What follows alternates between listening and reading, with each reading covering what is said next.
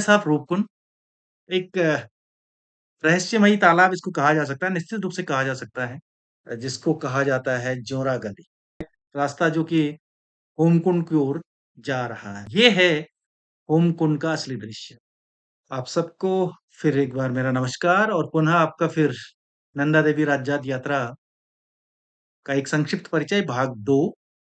और जाओ मैं पहले वाले जो भाग में रूपकुंड की चढ़ाई तक वो दृश्य मैंने आपको दिखाए थे। फिर एक बार मैं आपको दोहराने का प्रयास करता हूँ कि ये नंदा देवी राज्यात यात्रा आयोजित की जाती है उत्तराखंड राज्य के जनपद चमोली में, जो विश्व की एक अनोखी यात्रा है, उच्च हिमालयी क्षेत्रों में आयोजित की जाने वाली यात्रा है।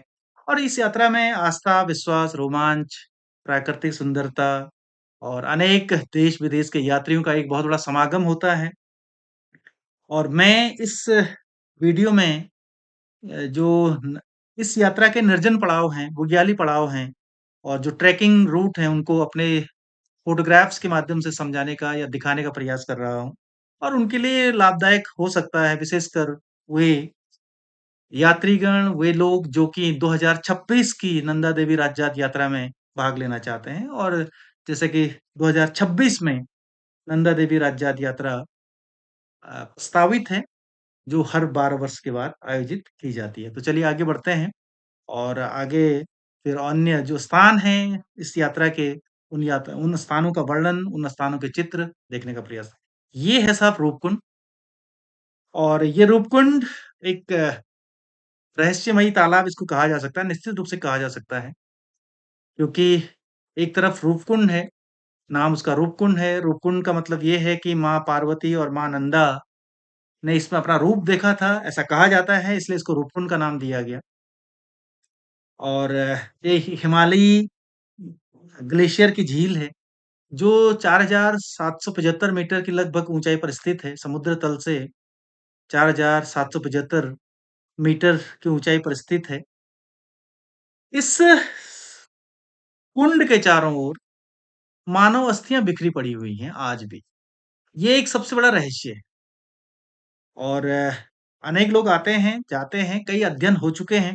लेकिन ये मानव अस्थियां यहाँ कौन थी, कैसे थी, उसके बारे में बहुत सारी बातें हैं, बहुत सारी अ, कथा या यूँ कहें कि कथा और जातक कथाएँ प्रचलित हैं।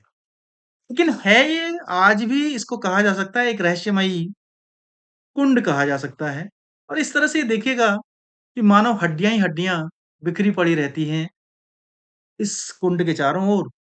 और इसके आस-पास में और बड़ी-बड़ी मानव हड्डियाँ हैं। यहाँ तक कि जो सैंडल है या चप्पल कह सकते हैं, वो भी यहाँ पर दिखाई देते हैं। खोपड़ियों के निशान हैं या खोपड़ियाँ दिखाई देती हैं। ये कौन थे, क्या थे, इसके बारे में बहुत सारी बातें कही गई हैं। कोई राजा की सेना कहता है, कोई कुछ और कहता है, कोई जो गलत या जो भूत-प्रेत थे उनकी, अब ये अलग-अलग बातें यहाँ पर कही जाती हैं। उनमें ना जाते हुए, लेकिन ये प्रत्यक्ष आज भी वहाँ पर विद्यमान है और आज भी वहाँ पर दिखाई देते हैं। और ये बिल्कुल मतलब उसी रूप में है, यहाँ तक कि मांस के लोथड़े तक आज भी प्राप्त हो जाते हैं। क्योंकि ऊँचाई पर है तो फिर वो गलते भी नहीं है। ये वहाँ पर पाया जाने वाला फैन कमल है साहब। और ये फैन कमल सबको अपनी ओर आकर्षित करता है। क्षेत्र में मिलने वाला ये फैन कमल और फैन कमल के सुंदर पौधे हैं, जो सबको अपनी ओर आकर्षित करते हैं। ऐसा लगता है कि कोई तपस्वी वहाँ पर बैठा हुआ है। रुई सा, एक कपास सा कहते हैं, कह सकते हैं। और एक जटा से निकली होती है। और ये यहाँ पर देखेंगे तो ये इस तरह से एक दूसरे के दूरी, कुछ दूरियों पर ये एक पूरा बगीचा सा फैन कमल का दिखाई देता है। और ये वाला जो फैन कमल है, इसके बारे में मुझे एक बड़ा कटु अनुभव है कि मैं इस फैन कमल की तस्वीर खींचने बहुत नज़दीक गया था। और उसके बाद जैसे कि तैसे करके चट्टान पर था और एक दूसरा यात्री गया और उसने इसको तोड़ दिया। तो मैंने उससे पूछा कि भाई क्यों तोड़ रहे हो? कहाँ ले जाओगे इसको? तो कहता है कि नहीं-नहीं कोई बात नहीं, एक ही तोड़ा है। अरे मैंने कहा भले मानस, कई लोग उसको देखते, नज़दीक था वो तो लोग उसको उसकी फ़ोटो खींचते, उसके बारे में सोचते, लेकिन तुमने तो ये तोड़ दिया। लेकिन उसपे कोई असर नहीं पड़ा। ख़ैर, तो ये फैन कमल है, जो कि रूपकुंड क्षेत्र में बहुत बड़ी मात्रा में पाया जाता है और एक अलग तरह का पुष्प, अलग तरह का पौधा इसको कहा जा सकता है और ये है फिर जब रूपकुंड से आगे की ओर, ऊपर की ओर बढ़ते हैं जिसको कहा जाता है जोरा गली।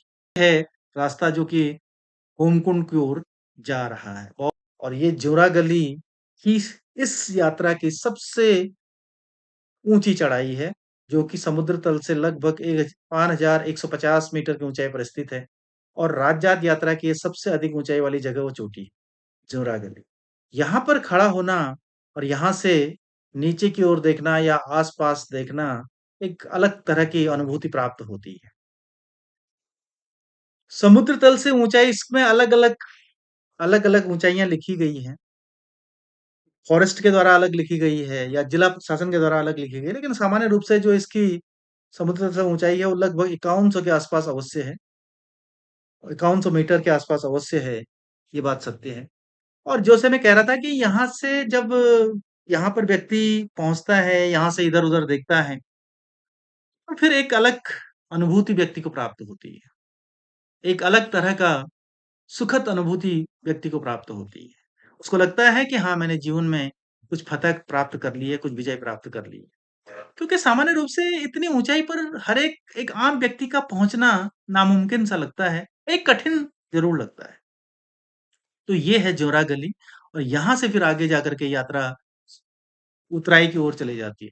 राजजात यात्रा की पातर नचोड़ने से जो शिला समुद्र का पड़ाव है, वो बहुत बड़ा कठिन पड़ाव है और सबसे बड़ी चढ़ाई इसी दौर में आती हैं, इसी चरण में आती हैं। एक तो कैलवा विनायक की चढ़ाई और दूसरी रूपकुंड और तीसरी ये जोरा गली की चढ़ाई। जोरा गली और रूपकुंड के बीच में मात्र 500 मीटर की दूरी है, लेकिन है बड़ी तीव्र चढ़ाई ये और बहुत ही ज़्यादा रोमांच उत्पन्न करने वाली चढ़ाई है। इस तरह से ये जोरा गली में यहाँ पर जो पुजारी लोग हैं वो हैं और ये एक छोटा-सा मंदिर भी स्थापित किया गया है और उसके आस-पास देखेंगे तो सामने पर्वत श्रृंखलाएँ दिखाई देती हैं, त्रिशूल पर्वत श्रृंखला दिखाई देती है, नंदा देवी पर्वत श्रृंखला दिखाई देती है। अनेक पर्वत श्रृंखलाओं के दर्शन यहाँ से किए जाते हैं और लगता है आमने-सामने सा लगने लगता है। और फिर ये दूसरी फ़ोटो में दाईं तरफ की फ़ोटो में देखेंगे तो इसमें लोग अब जोरा गली से नीचे की ओर उतर रहे हैं, जहाँ वो शिला समुद्र में पहुँचेंगे। शिला समुद्र एक अच्छा पड़ाव है, जहाँ पर लोग यात्री विश्राम करते हैं, जहाँ पर जो राजजात यात्रा है उसका पड़ाव है और यहीं से फिर एक अलग तरह का स्थितियाँ यहाँ पर भी देने को मिलती हैं। ये है शिला समुंदर। शिला समुंदर मतलब इसको इस रूप में देखा जा सकता है कि जो शिला है उसका समुद्र है, मतलब पत्थरों का समुद्र है और यहाँ पर जो यात्रीगण हैं, वो यहाँ पर 1 दिन या 2 दिन ठहरते हैं और हम लोग यहाँ पर 2 रात ठहरे थे क्योंकि हम लोग 1 दिन एडवांस चले गए थे। जो देव डोलियाँ हैं उनसे, तो इसलिए हम लोग यहाँ पर 2 रात ठहरे थे और 1 दिन हमने पूरा यहाँ पर बिताया था। यहाँ से फिर बहुत सारे दृश्य दिखाई देने लगते हैं और ये जो छतौलियाँ हैं और निशान हैं और जो देव डोलियाँ हैं, वो यहाँ पहुँचनी प्रारंभ हो रही है। इस तरह से ये एक पूरा शहर सा बन जाता है। अनेक अलग-अलग रंग के टेंट लगे हैं और एक पहाड़ी शहर सा बस जाता है कुछ समय के लिए और बड़ा खूबसूरत भी लगता है। तो ये सामने जो फिर दिखाई देता है वो नदी दिखती है, ये मंदाकिनी नदी है। मंदाकिनी नदी का उद्गम स्थल यहाँ पर दिखाई देने लगता है। तो एक बहुत बड़ा दृश्य यहाँ से दिन के समय में दिखता है और ये है साहब होमकुंड का क्षेत्र, जो असली होमकुंड है। और जो नंदाकिनी नदी आती है, जो कि नंदप्रयाग में मिलती है माँ अलकनंदा नदी से, वो ये नदी है और यहीं से फिर असली आकर्षण और जो यात्रा का अंतिम बिंदु है, वो यही है होमकुंड।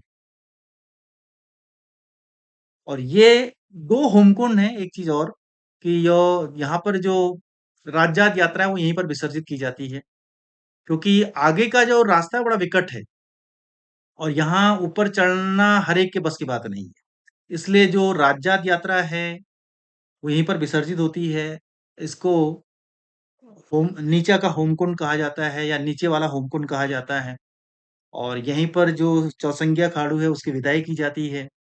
यहीं पर जो राज छतोली है, वो यहीं पर फटती है और उसका प्रसाद के रूप में उसको ग्रहण किया जाता है। तो ये जो सांस्कृतिक मान्यताएँ हैं, आस्थाएँ हैं, उनको यहीं पर आयोजित किया जाता है।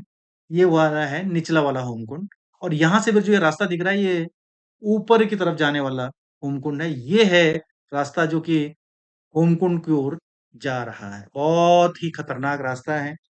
ग्लेशियरों से भरा पड़ा रास्ता है। ग्लेशियरों के ऊपर जाने वाला रास्ता है और जगह-जगह बहुत सारे ग्लेशियर हैं।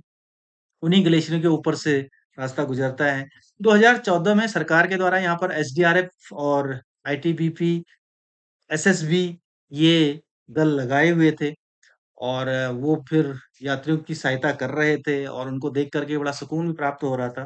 तो यहाँ से फिर इस तरह से चढ़ाई चढ़ने लगते हैं, होमकुंड के लिए, जो कि असली होमकुंड है और ये है होमकुंड का असली दृश्य। जहाँ पर कि माँ नंदा को अंतिम रूप से विदा किया जाता रहा होगा अतीत से, भले अब नीचे किया जाता है लेकिन असली होमकुंड यही है। और ये ठीक होमकुंड त्रिशूली की जड़ पर और अनेक जो पर्वत चोटियाँ हैं, उनकी जड़ पर ये होमकुंड स्थापित है। इस तरह से ये हमारा जो दल है, जो हमारे लोग साथ में गए थे, उनके साथ ये फ़ोटोग्राफ्स हैं, जिसमें ये मैं हूँ खुद, देवराड़ी जी हैं और ये सतीश जी हैं, ये पाठक जी हैं। ये हम के द्वारा हमारे द्वारा एक फ़ोटोग्राफ यहाँ पर लिया गया और एक यहाँ पहुँच कर के एक अलग तरह की अनुभूति प्राप्त होती है। लगभग यहाँ पहुँचने पर वही चढ़ाई प्राप्त हो जाती है, जो कि जोरागली वाली चढ़ाई होती है। इसके आस-पास हम लोग पहुँच जाते हैं।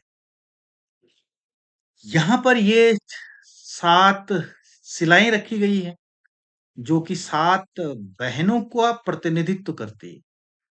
7 शिलाएँ हैं, जो माँ नंदा की 7 बहनें हैं, उनका प्रतिनिधित्व करती हैं, जो कि कहा जाता है कि 7 बहनों के प्रतीक के रूप में इन शिलाओं की पूजा आयोजित की जाती है। एक चीज़ मैं आपको और बता दूँ कि यहाँ पर इस जगह पर बहुत कम लोग पहुँच पाते हैं, क्योंकि जोरागली की चढ़ाई पार करना ही बहुत बड़ा कष्टकारी हो जाता है और यहाँ पुनः उसी चढ़ाई को प्राप्त करना और कठिन हो जाता है। लेकिन हमें सौभाग्य प्राप्त हुआ कि हम लोग यहाँ पहुँच पाए और इन शिलाओं के इस होमकुंड के दर्शन किए। और ये हैं कुछ लोग जो अपने चौसंगिया खाड़ू को लेकर के यहाँ पहुँचे हुए हैं और यहाँ से फिर उसकी विदाई कर रहे हैं। यानी कि यहाँ पर वो पूजा अर्चना करेंगे, उस चौसंगिया खाड़ू की विदाई करेंगे, उसकी पूजा करेंगे, माँ नंदा का स्मरण करेंगे और उनके लिए विभिन्न तरह के वस्त्र या आभूषण और उसके अलावा जो कलेवा है उसको इसके पीठ पर लाद करके विदा करते हैं। एक चीज़ और चौसंगिया खाड़ू जो है वो कई हो जाते हैं, उसमें केवल एक ही नहीं होता है। एक जो है वो राज परिवार का माना जाता है, उसके अलावा कई और लोग हैं जो चौसंगिया खाड़ू को लेकर के जाते हैं और उसको माँ नंदा की भेंट के रूप में छोड़ देते हैं जंगल में। भले अब वो कहाँ जाता है, क्या जाता है, ये एक एक अलग तरह का विषय है।